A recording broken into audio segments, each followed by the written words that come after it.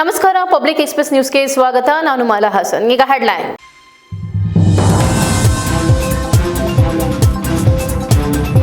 ಕೇರಳದ ಆರ್ಎಸ್ಎಸ್ ಕಚೇರಿಯಲ್ಲಿ ಬಾಂಬ್ ತಯಾರಿಸುತ್ತಿರುವ ಸಾಕ್ಷಿಗಳಿವೆ. ಮಸೀದಿಗಳ ಮೇಲೆ ಆಪಾದನೆ ಹೊರಿಸುವ ಬದಲು ಗೋರಕ್ಷಣೆಗೆ ಗಮನ ನೀಡಿ. ಯಂಗ್ ಇಂಡಿಯಾ ಯೂತ್ಸ್ ಅಧ್ಯಕ್ಷ ಮೆಹರಾಜ್ ಪಾಷಾ ಆರ್ಎಸ್ಎಸ್ ವಿರುದ್ಧ ಕಿಡಿ.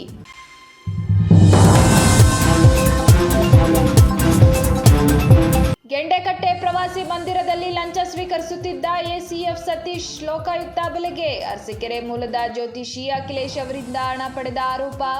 ಹಾಸನ ನಗರದಲ್ಲಿ ಘಟನೆ.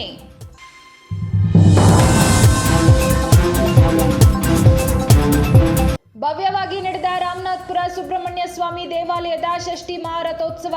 ಭಕ್ತಿ ಮತ್ತು ಸಾಂಪ್ರದಾಯಿಕ ವೈಭವದೊಂದಿಗೆ ಶತಮಾನದ ಪರಂಪರೆಯನ್ನ ಮುಂದುವರೆಸಿದ ರಥೋತ್ಸವ. ಹರೋಹರ ಸುಬ್ರಹ್ಮಣ್ಯ ಘೋಷಣೆಯೊಂದಿಗೆ ರಥ ಎಳೆದ ಸಾವಿರಾರು ಭಕ್ತರು.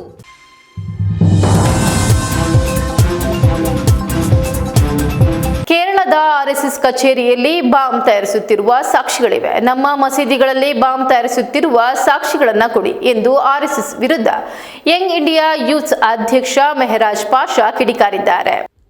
ಪತ್ರಿಕಾಗೋಷ್ಠಿಯಲ್ಲಿ ಮಾತನಾಡಿದ ಅವರು, ನಮ್ಮ ಮಸೀದಿಗಳ ಮೇಲೆ ಆಪಾದನೆ ಹೊರಿಸುವ ಬದಲು ಗೋರಕ್ಷಣೆಯ ಹೆಸರಿನಲ್ಲಿ ಗೋವುಗಳನ್ನು ಸರಿಯಾಗಿ ನೋಡಿಕೊಳ್ಳದೆ ಅವುಗಳು ಸಾಯುತ್ತಿವೆ. ಅದರ ಬಗ್ಗೆ ಮೊದಲು ಗಮನ ಕೊಡಿ, ನಂತರ ನಮ್ಮ ಮಸೀದಿಗಳ ಮೇಲೆ ಗಮನ ಕೊಡಿರಂತೆ. ಆರ್ಎಸ್ಎಸ್ನವರು ಹಿಂದೂಗಳೇ ಅಲ್ಲ, ನಿಜವಾದ ಹಿಂದೂಗಳು ಆದಿಚುಂಚನಗಿರಿ ಸ್ವಾಮೀಜಿಯವರು ಹಾಗೂ ಸಿದ್ಧಗಂಗಾ ಮಠದ ಸ್ವಾಮೀಜಿಯವರು. ನಾವುಗಳು ಹಿಂದೂ ಮುಸಲ್ಮಾನ್ ಅನ್ನದೇ ಅಣ್ಣ ತಮ್ಮಂದಿರಂತೆ ಬಾಂಧವ್ಯದಿಂದ ಬದುಕುತ್ತಿದ್ದೇವೆ. ನಮ್ಮ ಮಧ್ಯೆ ಬಿರುಕು ತರಬೇಡಿ. ನೀವು ಸುಮ್ಮನೆ ಮಸೀದಿಗಳ ಮೇಲೆ ಆಪಾದನೆ ಹೊರಿಸಬೇಡಿ. ಸಾಕ್ಷಿಗಳಿದ್ದರೆ ಮಾತ್ರ ಆಪಾದನೆ ಮಾಡಿ. ಸಾಕ್ಷಿಗಳಿಲ್ಲದೆ ಆಪಾದನೆ ಮಾಡಿದರೆ ನಾಳೆ ದಿನಗಳಲ್ಲಿ ಹೋರಾಟ ಮಾಡಬೇಕಾಗುತ್ತದೆ ಎಂದು ತಿಳಿಸಿದರು. ಮಸೀದಿಯಲ್ಲಿ ಕ್ಯಾಮ್ರಾವನ್ನು CCTV ಕ್ಯಾಮ್ರಾವನ್ನು ಅಳವಡಿಸಬೇಕು, ಅಲ್ಲಿ ಬಾಂಬ್ಗಳು ತಯಾರಿ ಆಗ್ತಾ ಇದೆ ಅಂತ ಹೇಳಿಬಿಟ್ಟು ಸುಳ್ಳು ಆರೋಪವನ್ನು ಮಾಡ್ತಿದ್ದಾರೆ. ಅವ್ರು ಬಂದು ನೆನ್ನೆ ಕೂತ್ಕೊಂಡು ಯಾವುದೇ ದಾಖಲಾತಿ ಇಲ್ದಲೇ, ಯಾವುದೇ ಒಂದು ಇದಿಲ್ದಲೇ ಬಂದು ನಮ್ಮ ಮಸೀದಿ ಮೇಲೆ ಸುಳ್ಳು ಆರೋಪವನ್ನು ಮಾಡಿದ್ದಾರೆ. ಅದಕ್ಕೋಸ್ಕರ ನಾವು ಅವ್ರಿಗೆ ಹೇಳೋದಿಷ್ಟೇ, ನಿಮ್ಮ ಹತ್ರ ದಾಖಲಾತಿಗಳಿದ್ದರೆ, ನಮ್ಮ ಮಸೀದಿಯಲ್ಲಿ ಬಾಂಬ್ ತಯಾರಿ ಆಗ್ತಿರೋದ ದಾಖಲಾತಿಗಳು ಇದ್ದರೆ ದಯವಿಟ್ಟು ನೀವು ಆವಾಗ ನೀವು ಏನು ಮುಂದಿನ ಕ್ರಮ ತಗೋಬೇಕು ಆ ಥರ ತಗೋಬೇಕು. ಇಲ್ಲಿ ಬಂದು ನೀವು ಮಾಧ್ಯಮ ಮುಂದೆ ಮಸೀದಿಯಲ್ಲಿ ಬಾಂಬ್ ತಯಾರಿ ಮಾಡ್ತಾ ಇದ್ದಾರೆ, ಅದನ್ನು CCTV ಅಳವಡಿಕೆ ಮಾಡಿ ಅದೆಲ್ಲ ಹೇಳಿ ಅದನ್ನು ನಾವು ಖಂಡಿಸ್ತೀವಿ. ಮತ್ತು ಇನ್ನೊಂದು ಏನಂತ ಹೇಳಿದ್ರೆ, ಮಸೀದಿ ನಮ್ಮ ಹಾಸನ ನಗರ ಒಂದು ಸೌಹಾರ್ದತೆಯ ನಗರ. ಇಲ್ಲಿ ಯಾವುದೇ ರೀತಿಯಾದಂತಹ ಜಾತಿ ಭೇದ ಭಾವ ಯಾವುದೇ ಇಲ್ಲದಂತಹ, ನಾವು ಸಹಿತ 28 ವರ್ಷದಿಂದ ಹಾಸನದಲ್ಲಿದ್ದೀವಿ. ಯಾವುದೇ ರೀತಿಯಾದಂತಹ ಜಾತಿ ಭೇದ ಭಾವ ಯಾರು ಇವತ್ತಿನವರೆಗೂ ಮಾಡಿಲ್ಲ. ನಾನು ಹೇಳೋದಿಷ್ಟೇ, ಅವರು ಹೇಳಿದಂತಹ ನೆನ್ನೆ ಹೇಳಿಕೆ ಮತ್ತು ಇನ್ನೊಂದು ಏನಂತ ಹೇಳಿದರು, ಗೋಮಾಂಸದ ಬಗ್ಗೆ ಒಂದು ಸ್ವಲ್ಪ ಮಾತಾಡಿದ್ರು. ಅವರು ಮೊದಲು ಶ್ರೀರಾಮ್ ಸೇನೆಯ ಮುಖಂಡರು ಏನು ಇಲ್ಲಿ ಕೂತಿದ್ರು, ಭಾರತದಲ್ಲಿ ಎಷ್ಟು ಗೋಮಾಂಸವು ಹೊರಗಡೆಗೆ ಸಪ್ಲೈ ಆಗ್ತಾ ಇದೆ, ಇಲ್ಲಿ ಸರ್ಕಾರ ಇರೋದು ಅವ್ರದ್ದೇ, PM ಇರೋದು ಅವ್ರದ್ದೇ, ಎಲ್ಲ ಅವ್ರದ್ದೇ ಇದ್ದು ಭಾರತದಿಂದ ಹೊರ ದೇಶದಲ್ಲಿ ಗೋಮಾಂಸ ಯಾವ ರೀತಿ ಸಾಗಾಟ ಮಾಡ್ತಾ ಇದೆ ಅದನ್ನು ಮೊದಲು ಅವರು ತಡೆ ಹಿಡೀಲಿ. ಆಮೇಲೆ ಬಂದು ಇಲ್ಲಿ ಸಣ್ಣ ಪುಟ್ಟ ವ್ಯಾಪಾರ ಏನು ಬಡವರಿಗೆಲ್ಲ ತೊಂದರೆ ಮಾಡ್ಕೊಳ್ಳೋದು, ನಾವು ಹಾಸನ ನಗರದಲ್ಲಿ ಯಾವುದೇ ರೀತಿಯಾದಂತಹ ನಾವು ಆ ಥರ ಅವರು ಕ್ರಮ ವಹಿಸೋಕ್ಕೆ ನಾವು ಯಾವುದೇ ಕಾರಣಕ್ಕೂ ಬಿಡುವವರಿಲ್ಲ. ಮತ್ತು ಮಸೀದಿಗೆ ಈಗ ಮಂಜುನಾಥ ಸ್ವಾಮಿ ದೇವಸ್ಥಾನಕ್ಕೆ ಪಾದಯಾತ್ರೆ ಮಾಡೋರೆಲ್ಲ ರಸ್ತೆಯಲ್ಲಿ ಪಾದಯಾತ್ರೆ ಮಾಡೋ ಸಮಯದಲ್ಲಿ ನಮ್ಮ ಮಸೀದಿಗಳು ಓಪನ್ ಇರ್ತವೆ, 24 ಗಂಟೆ ಸಹಿತ ಓಪನ್ ಇರುತ್ತೆ. ಅವರು ಬಂದು ಮಲಗಿ ವಿಶ್ರಾಂತಿ ಪಡಿಬೇಕು. ಆ ಥರ ನಮ್ಮದು ಒಂದು ಮನಸ್ಥಿತಿ ಇದ್ದಾಗ ಇವ್ರು ಬಂದು ಹಾಸನದಲ್ಲಿ ಹಿಂಗಾಗ್ತಾ ಇದೆ ಇಂಥ ಒಂದು ಸುಮ್ಮನೆ ಯಾವುದೇ ಒಂದು ಏನೂ ಇಲ್ಲ ಸರ್, ಅವ್ರ ಹತ್ರ ಏನು ಪ್ರೂಫ್ ಸಹಿತ ಇಲ್ಲ ಅವ್ರ ಹತ್ರ. ಸುಮ್ಮನೆ ಬಂದುಬಿಟ್ಟು ಈ ಥರ ಆರೋಪ ಮಾಡಿದರೆ ಅದನ್ನು ನಾವು ಯಾವುದೇ ಕಾರಣಕ್ಕೂ ಒಪ್ಪೋರಲ್ಲ. ಅಲ್ಲ, ಈಗ ಹಾಸನದಲ್ಲಿ ಅಂತ ಹೇಳ್ಬಿಟ್ಟು ಹೇಳಿದರೆ ಹಾಸನದಲ್ಲೂ ಮತ್ತು ಇಡೀ ಕರ್ನಾಟಕ ಇಡೀ ದೇಶದಲ್ಲೂ ಹೇಳ್ತಾ ಇರೋದು ನಾನು. ಬರೀ ಅವ್ರು ಬಂದು ಮಾತಾಡಿರೋದು ಹಾಸನದಲ್ಲಿ, ನಾನು ಹೇಳ್ತಾ ಇರೋದು ಇಡೀ ಹಾಸನ, ಕರ್ನಾಟಕ ಹಾಗೂ ದೇಶ ಎಲ್ಲ. ಯಾವುದೇ ಸರ್ ಒಂದು ಪ್ರೂಫ್ ತೋರಿಸಿ ಸರ್, ಮಸೀದಿಗಳಲ್ಲಿ ಬಾಂಬ್ ತಯಾರಿ ಮಾಡ್ತಾ ಇರೋದು ಅಂತ ನಮಗೆ ನೀವೇ ತೋರಿಸಿ. ಈ ಥರ ಮಸೀದಿ ಅವ್ರು ಯಾರು ಮಾಡ್ತಾರೋ, ಈಗ ಮೊನ್ನೆ ನೀವು ಹೇಳಿದ್ರಿ ಏನಂತ ಹೇಳ್ಬಿಟ್ಟು, ಈಗ ಡೆಲ್ಲಿಯಲ್ಲಿ ಬಾಂಬ್ ಬ್ಲಾಸ್ಟ್ ಆಯಿತು ಅಂತ. ಡೆಲ್ಲಿಯಲ್ಲಿ ಬಾಂಬ್ ಬ್ಲಾಸ್ಟ್ ಆಗಿತ್ತು, ಯಾರು ಬೇರೆ ಎಲ್ಲ ಜಾತಿಯವರು ಸತ್ರು ಸರ್. ನಮಗೆ ಅದ್ರ ಬಗ್ಗೆ ನಮಗಿದಿಲ್ವಾ? ಎಲ್ಲ ಯಾರಾದರೂ ಹಿಂದೂಸ್ ಆಗಲಿ, ಮುಸ್ಲಿಮ್ಸ್ ಆಗಲಿ, ಕ್ರಿಶ್ಚಿಯನ್ಸ್ ಆಗಲಿ ಎಲ್ಲ ಸತ್ತೋಗಿದ್ದಾರೆ, ಪಾಪದವರೆಲ್ಲ ಸತ್ತೋಗಿದ್ದಾರೆ. ಅದಕ್ಕೆ ಒಂದು ಅವರು ನಮ್ಮ ಬಗ್ಗೆ ಟಾರ್ಗೆಟ್ ಮಾಡಿದರೆ ನಮಗೆ ಪ್ರೂಫ್ ಬೇಕಲ್ಲ ಸರ್. ಇಲ್ಲಿನವರೆಗೂ ಮಸೀದಿಗಳಲ್ಲಿ ಬಾಂಬ್ ತಯಾರಿಯಾಗಿರೋದು ಒಂದು ಪ್ರೂಫ್ ತೋರಿಸಿ, ಇಲ್ಲ ನಾವು ಪ್ರೂಫ್ ತೋರಿಸ್ತೀವಿ. ಈ 2021ರಲ್ಲಿ ಕೇರಳದ ಕಣ್ಣೂರಲ್ಲಿ ಅವ್ರದ್ದೇ ತಾನೇ ಆಫೀಸು, RSS ಆಫೀಸಲ್ಲಿ ಬಾಂಬ್ ತಯಾರಿ ಮಾಡಿರೋದನ್ನ ಪತ್ತೆ ಹಚ್ಚಿದ್ದಾರೆ. ಇಂಡಿಯಾ ಟುಡೇ ರಿಪೋರ್ಟ್ ಇದೆ. ಅದನ್ನು ಅವ್ರು ಬಿಟ್ಬಿಟ್ಟು ಬೇರೆ ಎಲ್ಲ ಮಾತಾಡಿ ಇಲ್ಲಿ ಮಸೀದಿನ ಟಾರ್ಗೆಟ್ ಮಾಡೋಕ್ಕೆ ಬಂದರೆ ನಾನು ಯಾವುದೇ ಕಾರಣಕ್ಕೂ ಸಹಿಸೋರಲ್ಲ ಸರ್. ಅವ್ರು ಹೇಳಿರೋದು ನಾನು ನಿನ್ನೆ ನೋಡಿಬಿಟ್ಟು ನಾನು ಅದು ವೀಡಿಯೋ ನೋಡಿಬಿಟ್ಟು ನಾನು ಮಾತಾಡ್ತಿರೋ ಸರ್. ನೀವೇ ತಾನೇ ಬಾಂಬ್ ತಯಾರಿ ಮಾಡೋದು? ಮದ್ರಸಾ ಮಸೀದಿ ಅಂದರೆ ಏನು ಸರ್? ಮದ್ರಸಾ ಮಸೀದಿ ಬಂದು ನೋಡಿ ಯಾವ ರೀತಿ ಸೌಹಾರ್ದತೆಯನ್ನು ನಾವು ಮೆರಿತೀವಿ ಅಂತ ಹೇಳ್ಬಿಟ್ಟು. ನಾವು ಯಾವುದೇ ರೀತಿಯಾದಂಥ, ಈಗ ಅವ್ರು ಹೇಳ್ತಾರೆ ಇವರೇನೋ ಹಿಂದೂಸ್ಗಳಲ್ಲ ಸರ್, ಇವರು ಹಿಂದೂಸ್ಗಳಂದ್ರೆ ಯಾರು ಗೊತ್ತಾ? ಬನ್ನಿ ಸರ್, ಆದಿಚುಂಚನಗಿರಿ ಸ್ವಾಮಿಗಳು ಅವ್ರ ಮುಖ ನೋಡಿದ್ರೆ ಸಾಯ್ತು, ಇವರು ನಿಜವಾದ ಒಂದು ನಾವು ಅವ್ರನ್ನ ಪ್ರೀತಿಸೋ ಒಂದು ನೋಡಿದ ತಕ್ಷಣ ನಾವು ಅವ್ರಿಗೆ ಪ್ರೀತಿಸಬೇಕು ಅಂತ ಒಂದು ನಮಗೆ ಇದಿದೆ. 13,000 ಜನ ತುಮಕೂರಲ್ಲಿ ಸಿದ್ಧಗಂಗಾ ಮಠದಲ್ಲಿ ಯಾವ ರೀತಿ ಅವರು ನಮ್ಮ ಮುಸ್ಲಿಮ್ಸ್ ಮನೆಗಳಲ್ಲಿ ಅವರು ಸಿದ್ಧಗಂಗಾ ಮಠದ ಸ್ವಾಮೀಜಿಯವ್ರ ಫೋಟೋ ಇದೆ ಸರ್. ಆ ಥರ ನಾವು ಹಿಂದೂ ಮುಸ್ಲಿಂ ಏಕತೆಯನ್ನು ನಾವು ಬಾಳ್ತೀವಿ ಸರ್. ಇವ್ರು ಬಂದುಬಿಟ್ಟು ಇವತ್ತಿನವರೆಗೂ ಈ ಥರ ಯಾರು ಸರ್ ಪ್ರೆಸ್ ಮೀಟ್ ಮಾಡಿಬಿಟ್ಟು ಇಲ್ಲ ನೀವು ಮಸೀದಿಯಲ್ಲಿ ತಯಾರಿ ಆಗ್ತಾ ಇದೆಯಾ ಪ್ರೂಫ್ ತೋರಿಸಿ, ಇಲ್ಲ ನಾವು ಪ್ರೂಫ್ ತೋರಿಸ್ತೀವಿ. ಈಗ ಕಣ್ಣೂರಲ್ಲಿ ಆಗಿತ್ತು 2021ರಲ್ಲಿ ಕಣ್ಣೂರಲ್ಲಿ ಆಗಿತ್ತು.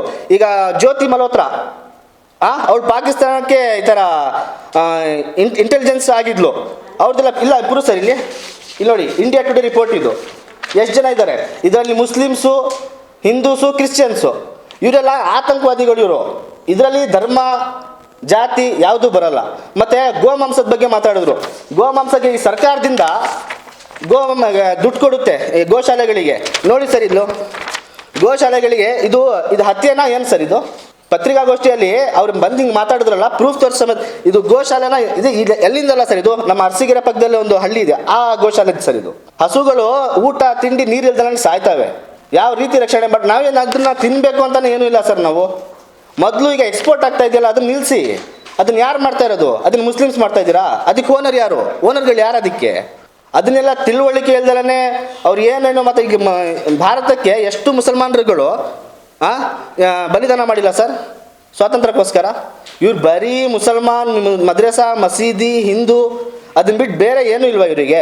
ನಮ್ಮ ಪತ್ರಿಕಾಗೋಷ್ಠಿಯಲ್ಲಿ ನಾನು ಹೇಳೋದಿಷ್ಟೇ ಸರ್, ಅವರು ಯಾವುದೋ ಒಂದು ಪ್ರೋಗ್ರಾಮ್ ಮಾಡಬೇಕು ಅಂತ ಇದ್ದಾರೆ, ಬರಲಿ ಹಾಸನದಲ್ಲಿ ಪ್ರೋಗ್ರಾಮ್ ಮಾಡಲಿ, ಆರಾಮಾಗಿ ಸೌಹಾರ್ದತೆಯಿಂದ ಏನು ಮಾಡಬೇಕು ಅದನ್ನು ಮಾಡಲಿ.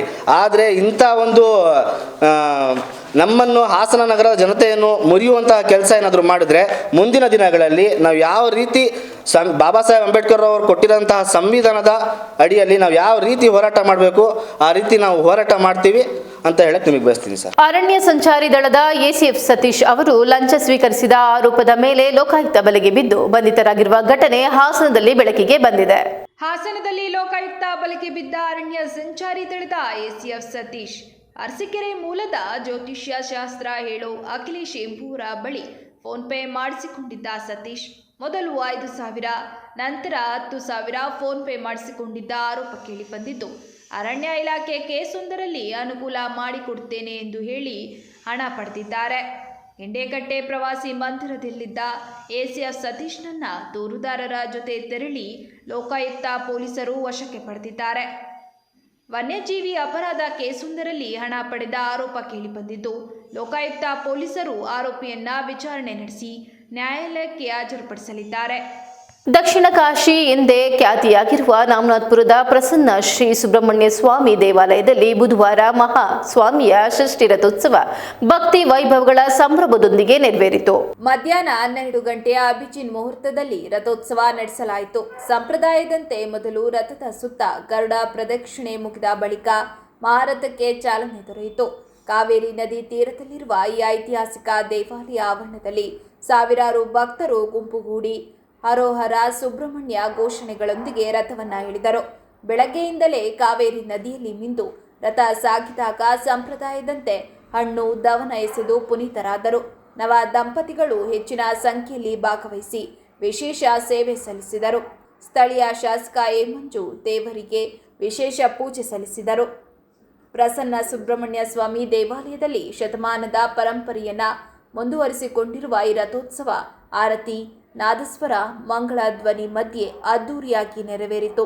ಆರತಿ, ದೀಪ, ದುಪ್ಪಗಳ ಸುವಾಸನೆಯ ನಡುವೆ ನಡೆದ ರಥ ಸೇವೆಯನ್ನ ನೆರೆಹೊರೆಯ ಗ್ರಾಮಸ್ಥರು ಸೇರಿದಂತೆ ದೂರ ದೂರಿನಿಂದ ಬಂದ ಭಕ್ತರು ಇದಕ್ಕೆ ಸಾಕ್ಷಿಯಾದರು.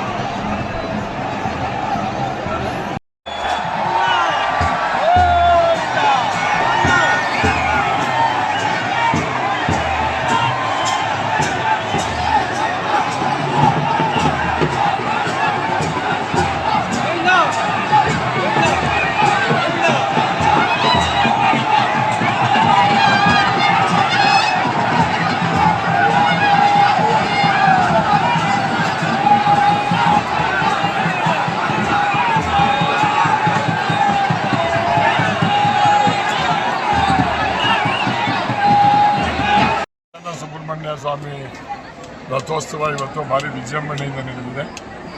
ಇದಕ್ಕೆ ಪೂರ್ವಭಾವಿ ಸಭೆಯನ್ನು ತಹಸೀಲ್ದಾರು ನಾವೆಲ್ಲ ಸೇರಿ ಮಾಡಿ ಸಾರ್ವಜನಿಕರು ಮೆಚ್ಚುಗೆಯನ್ನು ವ್ಯಕ್ತಪಡಿಸ್ತಾ ಇದ್ದಾರೆ. ಬಹುಶಃ ಈ ರೀತಿ ವರ್ಷವೂ ಚೆನ್ನಾಗಿದೆ.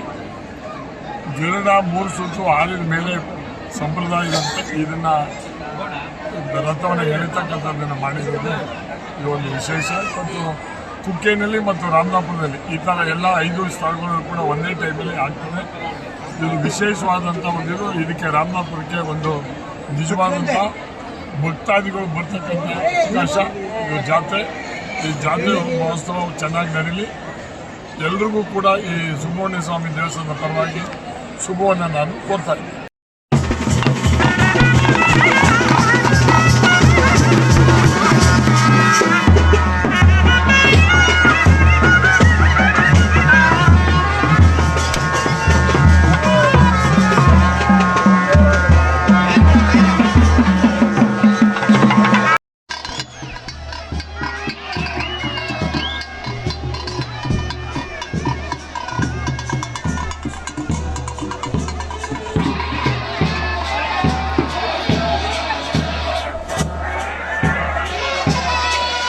ಹೊಡಿಬೇಕು.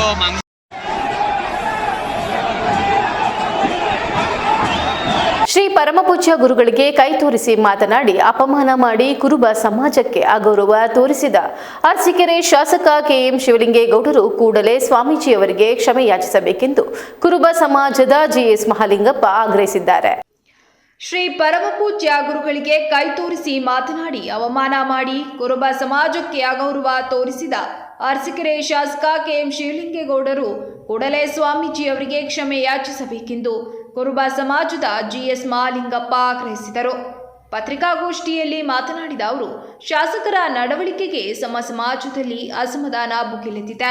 ಸಮಾಜದ ಹಿರಿಯರು, ಮುಖಂಡರು ಹಾಗೂ ಯುವಕರು ಇದನ್ನ ನಮ್ಮ ಸಮುದಾಯದ ಸನ್ಮಾನಕ್ಕೆ ದೊಡ್ಡ ಹೊಡೆತ ಎಂದು ವರ್ಣಿಸುತ್ತಿದ್ದು, ಶಾಸಕರ ನಡೆಗೆ ತೀವ್ರ ವಿರೋಧ ವ್ಯಕ್ತಪಡಿಸುವುದಾಗಿ ಹೇಳಿದರು. ಸಾಮಾಜಿಕ ಜಾಲತಾಣಗಳಲ್ಲಿ ಮತ್ತು ಹಳ್ಳಿಗಳಲ್ಲಿಯೂ ಈ ವಿಷಯ ಚರ್ಚೆಗೆ ಎದ್ದಿದೆ. ಇಂತಹ ನಡೆ ನಿರೀಕ್ಷೆಯೇ ಇಲ್ಲ. ಪರಮ ಪೂಜ್ಯ ಸ್ವಾಮೀಜಿಯವರು ನಮ್ಮ ಸಮುದಾಯದ ಆಧ್ಯಾತ್ಮಿಕ ದಾರಿದೀಪ. ಅವರನ್ನು ಅವಮಾನಿಸುವುದು ಲಕ್ಷಾಂತರ ಕುರುಬರ ಭಾವನೆಗಳನ್ನು ನೋಯಿಸುವಂಥದ್ದು ಎಂದು ಆಕ್ರೋಶ ಹೊರಹಾಕಿದರು. ನಮ್ಮ ಸ್ವಾಮಿಗಳು ಗಂಗೆ ಮಡುವಿಗೆ ಸುಮಾರು ಒಂದು 5 ವರ್ಷದ ಹಿಂದೆ CM ಸಿದ್ದರಾಮಯ್ಯ ಅವರು ಬಂದು ಆ ಗಂಗೆ ಮಡಿ ಅಭಿವೃದ್ಧಿಗಾಗಿ ಕೆಲಸ ಕೊಟ್ಟಿದ್ದರು. 10 ಕೋಟಿ ರೂಪಾಯಿ ಕೆಲಸ ಕೊಟ್ಟಿದ್ದರು. ಅದರಲ್ಲಿ 4.25 ಕೋಟಿ ರೂಪಾಯಿ ಕೆಲಸ ಆಗಿದೆ. ಕೆಲಸ ಕೊಟ್ಟಿದ್ದಾರೆ, ಸ್ಯಾಂಕ್ಷನ್ ಆಗಿರೋದು ಮಾಡೋಕ್ಕೆ ಬಿಡ್ತಾ ಇರಲ್ಲ. ಈ ವಿಚಾರವಾಗಿ ನಮ್ಮ ಸ್ವಾಮಿಗಳು ಶಿವಲಿಂಗೇಗೌಡರನ್ನ ಕೇಳಿದರು, ಯಾಕ್ರಿ ಇನ್ನೂ 4-5 ವರ್ಷ ಆದರೂ ನೀವು ಕೆಲಸ ಮಾಡಿಲ್ಲ, ಸುಮ್ಮನೆ ಹೇಳ್ಕೊಂಡು ಬರೀ ಭಾಷಣಕ್ಕೆ ಸೀಮಿತ ಆಗ್ತೀರಾ ಅಂತ ಹೇಳಿ ಕೇಳಿದರೆ, ಅಭಿವೃದ್ಧಿ ಕೆಲಸ ಒಂದು ಮಾಡಿಲ್ಲ ನಮ್ಮ ಸಮಾಜದಲ್ಲಿ ಅಂತ ಕೇಳಿದರೆ, ಮೈ ಕಿತ್ಕೊಂಡು ನಿಮ್ಮನ್ನು ಯಾರಿಗೆ ಕರೆಸ್ತಾರೋ ಅಂತ ಹೇಳಿ ಏಕವಚನದಲ್ಲಿ ಮಾತಾಡಿ ಅವರಿಗೆ ನಿಂದಿಸಿ ಕೈ ತೋರಿ ನಮ್ಮ ಸಮಾಜಕ್ಕೆ ಅಗೌರವ ತೋರಿದ್ದಾರೆ. ಮತ್ತು ನಮ್ಮನ್ನು ಏನಕ್ಕೆ ನಿಮ್ಮ ಸಹವಾಸ ಮಾಡಿದ್ದು ನಾವು ತಪ್ಪು ಅಂತ ಹೇಳಿ ನಮ್ಮ ಸ್ವಾಮಿಗಳಿಗೆ ಚಿಮಾರಿ ಹಾಕಿದ್ದಾರೆ. ಇದು ಇಡೀ ನಮ್ಮ ಸಮಾಜಕ್ಕೆ ಮಹಾ ಮುಖಭಂಗ ಆದಂತಾಗಿದೆ. ಯಾಕೆಂದರೆ 4 ಬಾರಿ ಅವರಿಗೆ ನಮ್ಮ ಸಮಾಜ ಓಟ್ ಹಾಕಿ ಗೆಲ್ಸ್ಕೊಂಬಂದಿದೆ, ಅವ್ರ ಕೈ ಹಿಡಿದಿದೆ. ಇವತ್ತು ಅದೇ ಸಮಾಜನ ಇವರು ಇವತ್ತು ಭಾಳ ತಾತ್ಸರವಾಗಿ ತೃಣಮಾತ್ರವಾಗಿ ಕಂಡು ಕ್ಷೀಣಕವಾಗಿ ಮಾತಾಡಿದ್ದಾರೆ ಈ ಸಮಾಜಕ್ಕಾಗಿ. ಹಂಗಾಗಿ ಇವರು ನಮ್ಮ ಸಮಾಜದ ಸ್ವಾಮಿಗಳಿಗೆ ಬಹಿರಂಗವಾಗಿ ಕ್ಷಮೆ ಯಾಚಿಸಬೇಕು ಮತ್ತು ನಮ್ಮ ಸಮಾಜಕ್ಕೆ ಎಲ್ಲ ಸಮ್ಮುಖದಲ್ಲೂ ಕ್ಷಮೆ ಯಾಚಿಸಬೇಕು. ಇಲ್ಲ ಅಂತಂದರೆ ನಾವು ಬಹಿರಂಗವಾಗಿ ಪ್ರತಿಭಟನೆಯನ್ನು ಮಾಡ್ತೀವಿ, ಅರಸೀಕೆರೆಯನ್ನು ಬಂದ್ ಮಾಡ್ತೀವಿ. ಈ ವಿಚಾರವಾಗಿ ನಮ್ಮ ಜಿಲ್ಲಾದ್ಯಂತ ಇರ್ತಕ್ಕಂಥ ನಮ್ಮ ಸಮಾಜದ ನಾಯಕರುಗಳು, ಜಿಲ್ಲಾ ಅಧ್ಯಕ್ಷರುಗಳು ಮತ್ತು ತಾಲೂಕು ಅಧ್ಯಕ್ಷರುಗಳು ಮತ್ತು ರಾಜ್ಯದ ಅಧ್ಯಕ್ಷರುಗಳು, ಉಪಾಧ್ಯಕ್ಷರು ಇದ್ರ ಬಗ್ಗೆ ಧ್ವನಿ ಎತ್ತಿ ಮಾತಾಡಬೇಕು. ಯಾಕೆಂದರೆ ನಮ್ಮ ಸಮಾಜದಲ್ಲಿ ಭಾಳ ಅನ್ಯಾಯ ಆಗಿದೆ. ಯಾಕೆಂದರೆ ಬರ್ತಕ್ಕಂಥ ಸರ್ಕಾರದಿಂದ ಅನುದಾನ ನಮ್ಮ ಸಮಾಜದಲ್ಲಿ ಯಾರಿಗೂ ಸರಿಯಾಗಿ ಸಲ್ಲಿಸ್ತಾ ಇಲ್ಲ. ಒಂದು ಅಭಿವೃದ್ಧಿ ಕೆಲಸ ಇಲ್ಲ. ಒಂದು ಅಭಿವೃದ್ಧಿ ಕೆಲಸ ಮಾಡ್ತಾ ಇಲ್ಲ ನಮ್ಮ ಸಮಾಜಕ್ಕಾಗಿ. ಎಲ್ಲ ಬರೀ ಅವ್ರಿಗೆ ಬೇಕಾದಂಥ ಹಿಂಬಾಲಕರಿಗೆ ಮಾತ್ರ ಮಾಡ್ಕೊಂಡು ಹೋಗ್ತಾ ಇದ್ರೆ ಹೊರತು ಯಾರಿಗೂ ಮಾಡ್ತಾ ಇಲ್ಲ. ಯಾಕೆಂದ್ರೆ ಅವ್ರು ಶಾಸಕರಾಗಿ ಬರೀ ಒಂದು ಪಾರ್ಟಿ ಅವರ ಸಂಘಟಕರಿಗೆ ಮಾತ್ರ ಮಾಡ್ತಾರೆ. ಇಡೀ ಕ್ಷೇತ್ರದ ಜನಗಳ ಅಭಿವೃದ್ಧಿ ಮಾಡ್ತಾ ಇಲ್ಲ. ಯಾರಾದ್ರೂ ಕೇಳಕ್ಕೆ ಹೋದ್ರೆ ಏಕವಚನದಲ್ಲಿ ನಮ್ಮ ಸ್ವಾಮಿಯವರು ಯಾವ ಥರ ಅವಮಾನ ಮಾಡಿದ್ರು ಇದೇ ರೀತಿ ಮಾತಾಡ್ತಾರೆ ಹೊರತು ಬೇರೆ ಏನಿಲ್ಲ. ಈಗ ನಮಗೂ ಆಶ್ವಾಸನೆ ಕೊಟ್ಟಿದ್ರು, ನಮಗೂ ಆಶ್ವಾಸನೆ ಕೊಟ್ಟು ಕೆಲಸ ಮಾಡಿ ಅಂತ ಹೇಳಿ ನಮಗೂ ಕೆಲಸ ಮಾಡಿದ್ಮೇಲೆ ನಮ್ಗೆ ಬಿಲ್ಲು ನಿಲ್ಲಿಸಿಬಿಟ್ಟಿದ್ದಾರೆ. ಯಾಕೆಂದ್ರೆ ಅದಕ್ಕೆಲ್ಲ ದಾಖಲಾತಿಗಳನ್ನೆಲ್ಲ ಇಟ್ಕೊಂಡಿದ್ವಿ, ಸಾಕಷ್ಟು ನಾವು ಇಲಾಖೆಗಳೆಲ್ಲ ಕೊಟ್ಟಿದ್ವಿ. ಇನ್ನು ಏನು ನಮಗೆ ಒಂದು 8 ವರ್ಷ ಆದರೂ ಬಿಲ್ಗಳು ಆಗೇ ಇಲ್ಲ. ಇದು ನಮ್ಮ ಸಮಾಜವನ್ನು ತುಳ್ಕೊಂಬಂದಿರ್ತಕ್ಕಂಥ ಈ ನಮ್ಮ ಶಿವಲಿಂಗೇಗೌಡರು ಇದ್ರ ಬಗ್ಗೆ ಬಂದು ಬಹಿರಂಗವಾಗಿ ಕ್ಷಮೆ ಯಾಚಿಸಬೇಕು. ಪತ್ರಿಕಾಗೋಷ್ಠಿಯಲ್ಲಿ ಸಮಾಜದ ಮೋಹನ್ ಕುಮಾರ್, ರಘು, ವಿರೂಪಾಕ್ಷ, ಕುಮಾರಸ್ವಾಮಿ ಇತರರು ಉಪಸ್ಥಿತರಿದ್ದರು. ಸರ್ಕಾರ ಲಕ್ಷಾಂತರ ರೂಪಾಯಿ ವೆಚ್ಚ ಮಾಡಿ ನಿರ್ಮಿಸಿದ ಅರಣ್ಯ ಇಲಾಖೆ ವಸತಿ ಗೃಹಗಳು ಈಗ ಭೂತ ಬಂಗಲೆಗಳಂತೆ ಪಾಳು ಬಿದ್ದಿರುವ ಘಟನೆಯು ಸಾರ್ವಜನಿಕರಲ್ಲಿ ತೀವ್ರ ಆಕ್ರೋಶಕ್ಕೆ ಕಾರಣವಾಗಿದೆ. ಆಲೂರು ವಲಯ ಅರಣ್ಯಾಧಿಕಾರಿಗಳ ಕಚೇರಿ ಬೈರಾಪುರದಲ್ಲಿದ್ದು, ಸಿಬ್ಬಂದಿಯ ವಾಸಕ್ಕೆ ಅನುಕೂಲವಾಗಲು ರಾಜ್ಯ ಹೆದ್ದಾರಿ ಪಕ್ಕದಲ್ಲೇ ವಸತಿ ಗೃಹಗಳನ್ನು ನಿರ್ಮಿಸಲಾಗಿತ್ತು. ಆದರೆ ಅಧಿಕಾರಿಗಳು ನಗರ ಪ್ರದೇಶದಲ್ಲೇ ನೆಲೆಸಿರುವುದರಿಂದ ಬಳಕೆ ಇಲ್ಲದ ಕಟ್ಟಡಗಳ ಸುತ್ತ ಮುಳ್ಳಿನ ಗಿಡ ಗಂಟೆಗಳು, ಕುರುಚಲುಗಳು ಬೆಳೆದು ರಾತ್ರಿ ವೇಳೆಯಲ್ಲಿ ಅಹಿತಕರ ಚಟುವಟಿಕೆಗಳು ನಡೆಯುವ ತಾಣವಾಗಿ ಮಾರ್ಪಟ್ಟಿದೆ ಎಂದು ಸ್ಥಳೀಯರು ಆಕ್ರೋಶ ವ್ಯಕ್ತಪಡಿಸಿದ್ದಾರೆ. ತಾಲೂಕಿನ ಮಲೆನಾಡು, ಅರೆಮಲೆನಾಡು ಪ್ರದೇಶಗಳಲ್ಲಿ ಆನೆಗಳ ಉಪಟಳ ಹೆಚ್ಚಿರುವುದರಿಂದ ಅರಣ್ಯ ಸಿಬ್ಬಂದಿ ಹಾಗೂ ಕಾರ್ಯಪಡೆಯವರು ಇಲ್ಲಿ ವಾಸಿಸಿ ಕರ್ತವ್ಯ ನಿರ್ವಹಿಸಲು ಸರ್ಕಾರ ವಸತಿ ಗೃಹಗಳನ್ನು ನಿರ್ಮಿಸಿತ್ತು. ಉಪವಲಯ ಅರಣ್ಯಾಧಿಕಾರಿ, ಅರಣ್ಯ ರಕ್ಷಕ ಹಾಗೂ ಅರಣ್ಯ ವೀಕ್ಷಕರಿಗಾಗಿ ಪ್ರತ್ಯೇಕ 3 ಕಟ್ಟಡಗಳನ್ನು ರೂಪಿಸಲಾಗಿದ್ದರೂ ಯಾರೊಬ್ಬರೂ ವಾಸ ಮಾಡುತ್ತಿರುವುದು ಅಧಿಕಾರಿಗಳ ನಿರ್ಲಕ್ಷ್ಯಕ್ಕೆ ಉದಾಹರಣೆ ಎನಿಸಿದೆ. ಈ ಹಿನ್ನೆಲೆಯಲ್ಲಿ ಬೈರಾಪುರ ವಲಯ ಅರಣ್ಯಾಧಿಕಾರಿಗಳ ಕಚೇರಿಯಲ್ಲಿ ಈ 3 ಹುದ್ದೆಗಳಿಗೂ ಅಧಿಕಾರಿಗಳು ನೇಮಕಗೊಂಡಿದ್ದಾರೆಯೇ? ಇದ್ದಾರೆ, ಅವರು ಕರ್ತವ್ಯ ಎಲ್ಲಿಂದ ನಿರ್ವಹಿಸುತ್ತಿದ್ದಾರೆ ಎಂಬ ಪ್ರಶ್ನೆಯನ್ನ ಸಾರ್ವಜನಿಕರು ಮುಂದಿಟ್ಟಿದ್ದಾರೆ.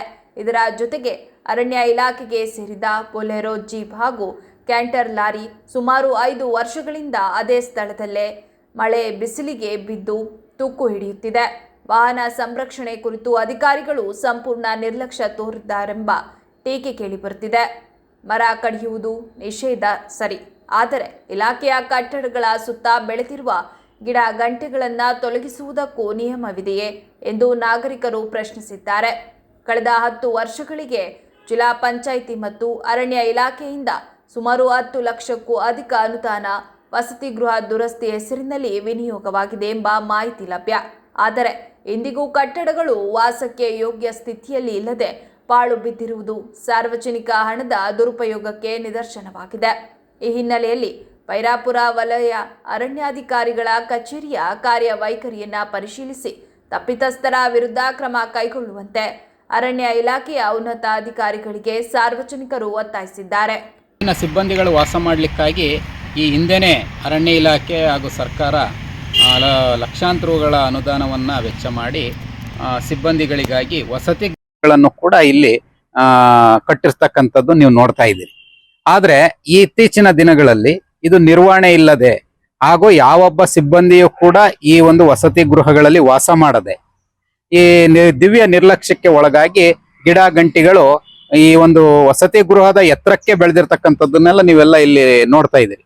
ಪರಿಸ್ಥಿತಿ ಏನು ಅಂದ್ರೆ ಆಲೂರು ತಾಲೂಕು ಮಲೆನಾಡು ಮತ್ತು ಅರೆಮಲೆನಾಡು ಭಾಗವನ್ನು ಒಳಗೊಂಡಿದೆ. ಅದ್ರ ಜೊತೆಗೆ ಅರಣ್ಯ ಪ್ರದೇಶವನ್ನು ಕೂಡ ಒಳಗೊಂಡಿರ್ತಕ್ಕಂಥ ತಾಲೂಕಾಗಿ ಈ ಒಂದು ತಾಲೂಕಿನಲ್ಲಿ ಆನೆ ಸಮಸ್ಯೆ ಅಂತಕ್ಕಂಥದ್ದು, ಆನೆಗಳ ಉಪಟಳ ಅಂತಕ್ಕಂಥದ್ದು ಪ್ರಮುಖ ಸಮಸ್ಯೆ ಆಗಿದೆ. ಇಂತಹ ಸಂದರ್ಭದಲ್ಲಿ ಅರಣ್ಯ ಇಲಾಖೆಯ ಸಿಬ್ಬಂದಿಗಳು ಹಾಗೂ ಆನೆಯನ್ನ ಹಿಮ್ಮೆಟ್ಟಿಸುವಂತಹ ಕಾರ್ಯಪಡೆಯ ಒಂದು ಸಿಬ್ಬಂದಿಗಳು ಅಥವಾ ನೌಕರು ಇಲ್ಲಿ ಉಳ್ಕೋಬೇಕು ಅನ್ನೋ ಉದ್ದೇಶದಿಂದ ಈ ಒಂದು ವಸತಿ ಗೃಹಗಳನ್ನ ನಿರ್ಮಾಣ ಮಾಡಲಾಗಿತ್ತು. ಆ ನಂತರದಲ್ಲಿ ಇವುಗಳಿಗೆ ದುರಸ್ತಿಗಾಗಿ ಅರಣ್ಯ ಇಲಾಖೆ ಅನುದಾನ ಆಗಿರ್ಬೋದು, ಜಿಲ್ಲಾ ಪಂಚಾಯತಿನಲ್ಲಿ ಏನು ಲೈನ್ ಡಿಪಾರ್ಟ್ಮೆಂಟ್ ಬರುತ್ತೆ ಅದರಿಂದಲೂ ಕೂಡ ಹೆಚ್ಚು ಕಮ್ಮಿ ಮಾಹಿತಿ ಪ್ರಕಾರ 10 ರಿಂದ 12 ಲಕ್ಷ ರುಗಳನ್ನು ಕೂಡ ಕೆಲವೇ ವರ್ಷಗಳ ಹಿಂದೆ ಖರ್ಚು ಮಾಡಿ ಇವುಗಳಿಗೆ ಒಂದು ಹೊಸ ಸ್ಪರ್ಶವನ್ನ ಕೊಡಲಾಗಿತ್ತು. ಆದ್ರೂ ಕೂಡ ಯಾವೊಬ್ಬ ಅಧಿಕಾರಿಯು ಅರಣ್ಯ ಇಲಾಖೆ ಅಧಿಕಾರಿ ಲೆಕ್ಕವಾಗಿ ಅರಣ್ಯ ಇರ್ತಕ್ಕಂಥ ಕಚೇರಿ ಇರ್ತಕ್ಕಂಥ ಸ್ಥಳದಲ್ಲಿ ವಾಸ ಇರಬೇಕು ಅಂತಕ್ಕಂಥ ನಿಯಮ ಇದೆ. ಅವ್ರಿಗಾಗಿ ಕ್ವಾರ್ಟರ್ಸ್ ಇದೆ, ರೇಂಜ್ ಕ್ವಾರ್ಟರ್ಸ್ ಇದೆ, ಆಮೇಲೆ ಅದೇ ರೀತಿಯಾಗಿ ವಲಯ ಅರಣ್ಯಾಧಿಕಾರಿ ಕ್ವಾರ್ಟರ್ಸ್ ಇದೆ, ಗಾರ್ಡ್ ಕ್ವಾರ್ಟರ್ಸ್ ಇದೆ, ವಾಚರ್ ಕ್ವಾರ್ಟರ್ಸ್ ಎಲ್ಲ ಇದೆ. ಆದ್ರೆ ಇಲ್ಲಿ ಯಾರೂ ಕೂಡ ವಾಸ ಮಾಡ್ತಾ ಇಲ್ಲ. ಎಲ್ಲರೂ ಕೂಡ ನಗರ ಪ್ರದೇಶದಲ್ಲಿ ಕೇಂದ್ರೀಕೃತ ಆಗಿದ್ದಾರೆ. ಹಂಗಾಗಿ ಈ ಒಂದು ನಿರ್ವಹಣೆ ಕೊರತೆ ಇದ್ದಾಗಿ ಇವತ್ತು ಎಷ್ಟೋ ಸುಸಜ್ಜಿತವಾಗಿ ವಾಸ ಮಾಡ್ತಂತ ಕಟ್ಟಡ ಇವತ್ತು ಪಾಳು ಬಿದ್ದು ಒಂದು ಬೂತ್ ಬಂಗಲೆ ಅಂತಾಗಿದೆ. ಸಾಲದಕ್ಕೆ ಇಲ್ಲಿ ಪ್ರತಿನಿತ್ಯ ಅನೈತಿಕ ಚಟುವಟಿಕೆಗಳ ಒಂದು ತಾಣವಾಗಿ ಈ ಜಾಗ ಮಾರ್ಪಟ್ಟಿದೆ. ಜೊತೆಗೆ ಇದು ಗ್ರಾಮದ ಹೃದಯ ಭಾಗದಲ್ಲಿ ಇರೋದ್ರಿಂದ ಈ ರೀತಿ ವ್ಯವಸ್ಥೆ ಆದ್ರೆ ಕಾಡು ಪ್ರಾಣಿಗಳು ಬಂದು ಸೇರ್ಕೊಳ್ತಕ್ಕಂಥದ್ದು ಮತ್ತೆ ಜನಗಳಿಗೆ ತೊಂದರೆ ಕೊಡ್ತಕ್ಕಂಥ ಎಲ್ಲಾ ಒಂದು ಸಂದರ್ಭ ಇಲ್ಲಿ ಸೃಷ್ಟಿಯಾಗಿದೆ. ನಾವೊಂದು ಮಾತನ್ನ ಅರಣ್ಯ ಇಲಾಖೆಯವ್ರಿಗೆ ಕೇಳಕ್ ನಾನು ಇಚ್ಛೆ ಪಡ್ತೀನಿ. ಏನು ಅಂದ್ರೆ ಅರಣ್ಯ ಇಲಾಖೆನಲ್ಲಿ ಮರ ಕಡಿಬಾರ್ದು ಅನ್ನೋ ನಿಯಮ ಇದೆ. ಹೌದು, ಮರ ಕಡಿಯೋದು ಕಾನೂನು ವಿರುದ್ಧ. ಆದ್ರೆ ಈ ಗಿಡ ಗಂಟಿಗಳನ್ನ ತೆಗಿಯಕ್ಕೆ ಏನಾದ್ರು ಕಾನೂನಲ್ಲಿ ನಿಯಮ ಏನಾದ್ರು ಇದೆಯಾ, ಅಥವಾ ತೆಗಿಬಾರ್ದು ಇದನ್ನು ಬೆಳೆಸ್ಬೇಕು ಅರಣ್ಯದ ಜೊತೆಗೆ ಅಂತಕ್ಕಂಥದ್ದು ಏನಾದ್ರು ನಿಮ್ಮಲ್ಲಿ ಇದೆಯಾ ಅಂತಕ್ಕಂಥದ್ದನ್ನ ನಾನು ಸಂಬಂಧಪಟ್ಟಂತ ಅರಣ್ಯ ಇಲಾಖೆ ಅಧಿಕಾರಿಗಳಲ್ಲಿ ಕೇಳಲಿಕ್ಕೆ ನಾನು ಇಚ್ಛೆ ಪಡ್ತೀನಿ. ಅದರಿಂದಾಗಿ ಈ ಸಂಬಂಧ ಈ ಇಲಾಖೆಯ ಮೇಲಧಿಕಾರಿಗಳು ತಕ್ಷಣ ಈ ಬಗ್ಗೆ ಕ್ರಮ ಕೈಗೊಂಡು ತನಿಖೆಯನ್ನ ನಡೆಸಿ ಈ ರೀತಿ ಆಳು ಬೀಳ್ಲಿಕ್ಕೆ ಕಾರಣ ಆಗಿರ್ತಕ್ಕಂಥ ಅಧಿಕಾರಿಗಳ ವಿರುದ್ಧ ಸೂಕ್ತ ಕ್ರಮನ ಕೈಗೊಳ್ಳಬೇಕು. ಅತಿ ಶೀಘ್ರದಲ್ಲೇ 10 ಕಡೆ ನಮ್ಮ ಅನುದಾನದಲ್ಲಿ ಆಟೋ ನಿಲ್ದಾಣ ಸ್ಥಾಪಿಸಲಾಗುವುದು ಎಂದು ಶಾಸಕ ಎಚ್.ಕೆ. ಸುರೇಶ್ ಹೇಳಿದರು.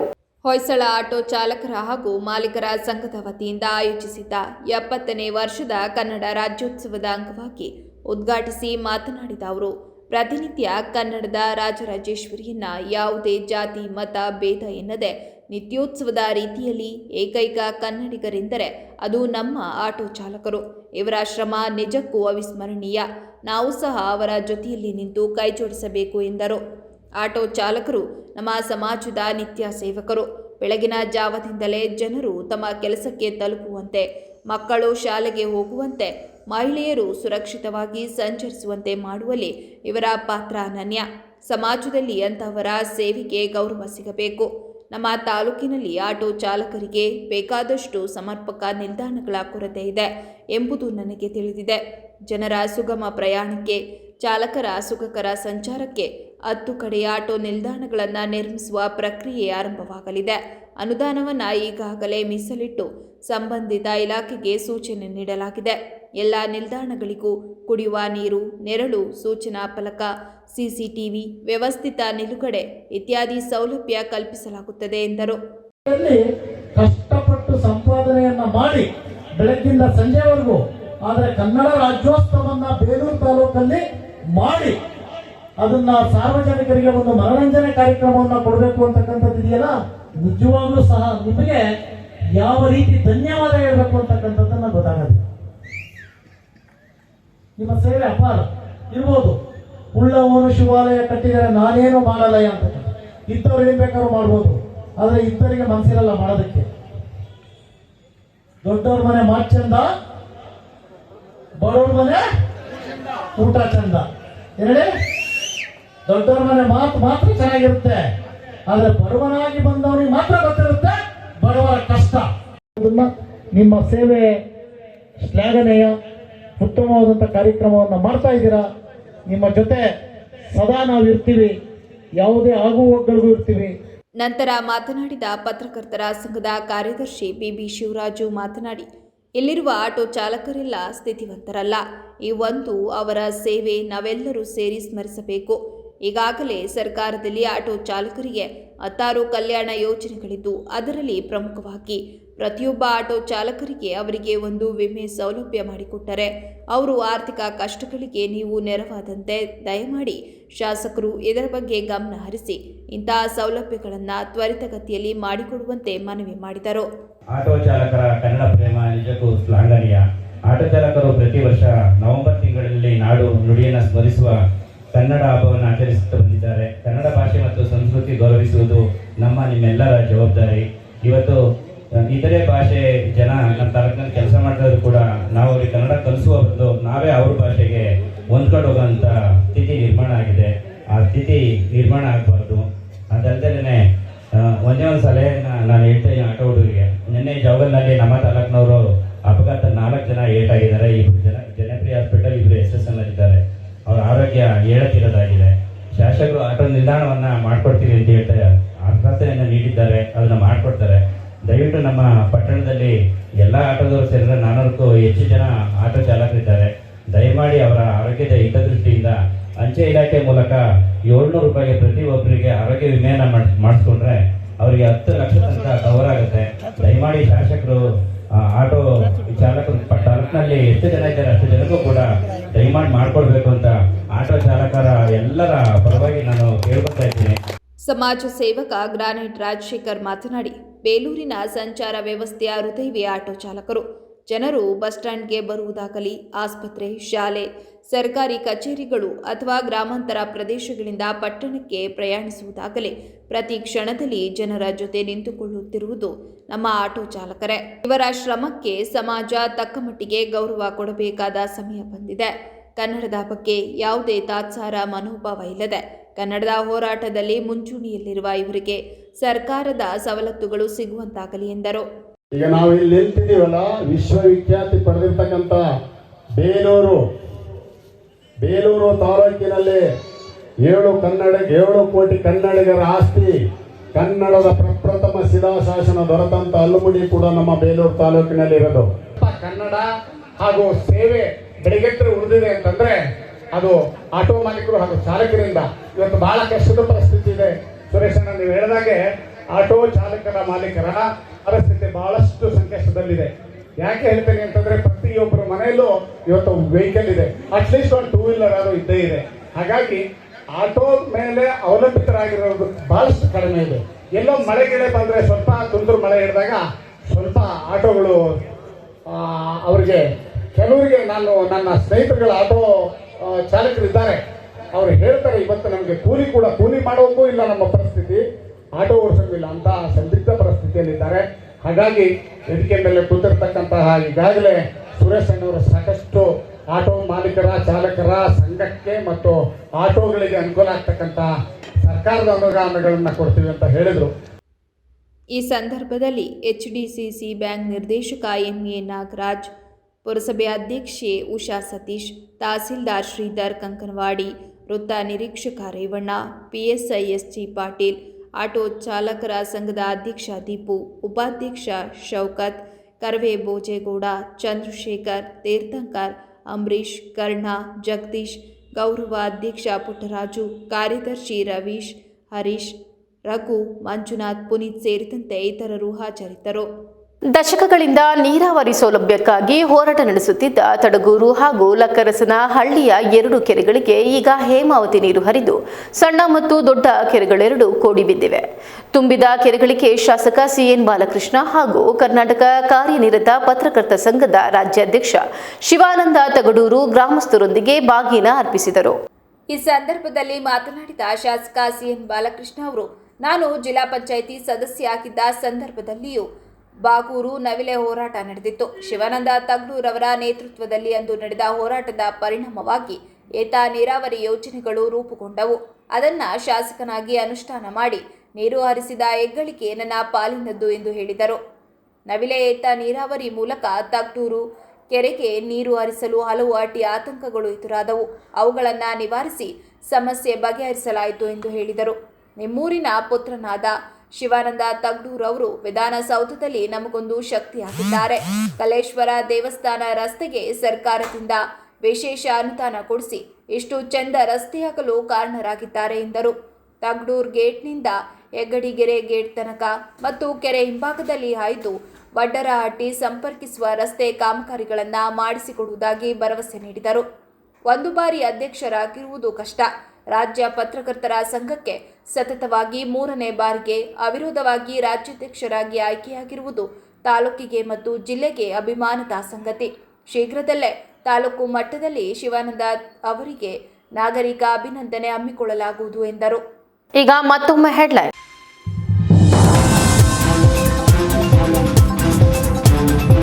ಕೇರಳದ RSS ಕಚೇರಿಯಲ್ಲಿ ಬಾಂಬ್ ತಯಾರಿಸುತ್ತಿರುವ ಸಾಕ್ಷಿಗಳಿವೆ. ಮಸೀದಿಗಳ ಮೇಲೆ ಆಪಾದನೆ ಹೊರಿಸುವ ಬದಲು ಗೋರಕ್ಷಣೆಗೆ ಗಮನ ನೀಡಿ. ಯಂಗ್ ಇಂಡಿಯಾ ಯೂತ್ಸ್ ಅಧ್ಯಕ್ಷ ಮೆಹರಾಜ್ ಪಾಷಾ RSS ವಿರುದ್ಧ ಕಿಡಿ.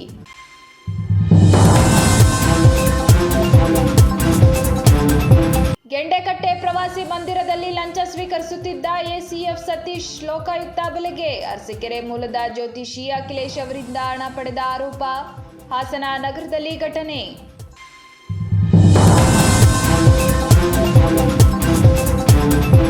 ಭವ್ಯವಾಗಿ ನಡೆದ ರಾಮನಾಥ್ಪುರ ಸುಬ್ರಹ್ಮಣ್ಯ ಸ್ವಾಮಿ ದೇವಾಲಯದ ಷಷ್ಠಿ ಮಹಾರಥೋತ್ಸವ ಭಕ್ತಿ ಮತ್ತು ಸಾಂಪ್ರದಾಯಿಕ ವೈಭವದೊಂದಿಗೆ ಶತಮಾನದ ಪರಂಪರೆಯನ್ನ ಮುಂದುವರಿಸಿದ ರಥೋತ್ಸವ. ಹರೋಹರ ಸುಬ್ರಹ್ಮಣ್ಯ ಘೋಷಣೆಯೊಂದಿಗೆ ರಥ ಎಳೆದ ಸಾವಿರಾರು ಭಕ್ತರು.